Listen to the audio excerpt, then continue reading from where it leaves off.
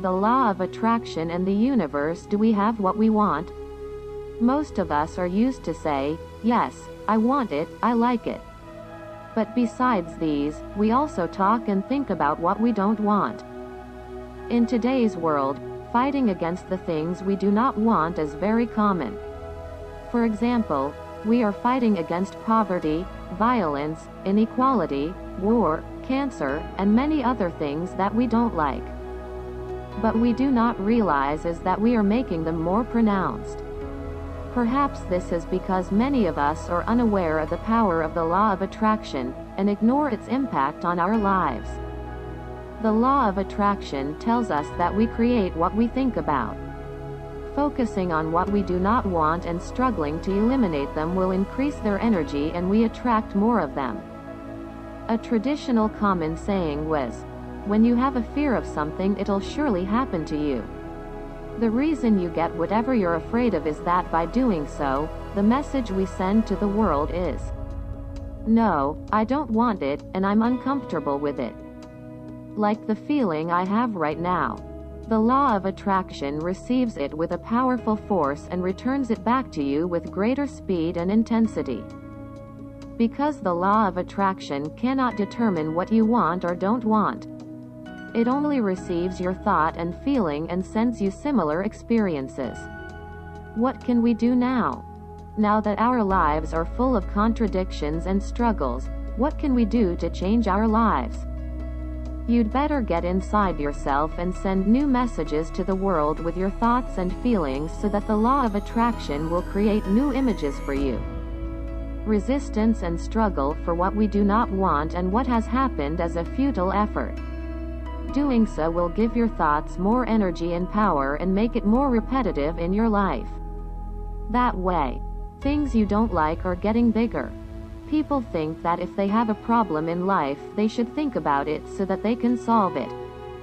But it is not reasonable that we spend all our energy on problems and make them bigger when in fact, we can spend our energy and thought focusing on trust, love, abundance, or education and peace. Mother Teresa said, I will never take part in anti-war demonstrations. But if you stage a demonstration for peace, let me know.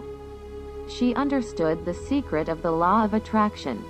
And with that awareness she was able to make a difference in the world. So if you're against war, be there for peace. If you're against hunger, advocate abundance. If you're against some politician, join the opposition. Often those nominees win the elections to whom the highest number of people are in opposition. That's it because they have received all the energy of the opposition. According to Charles Haanel, remember that this sentence is one of the most difficult and superb expressions to understand this. It doesn't matter what, where or who your problem is. The main problem is you yourself. All you have to do is think about the truth you want to manifest in the world. What to do with negative news? By focusing on the negative, you can't help anyone. Because you think about them and you increase them. When negative images emerge, immediately consider them as a sign to change your mind and try to generate new, opposite feelings. You may want to know about the world news and stories.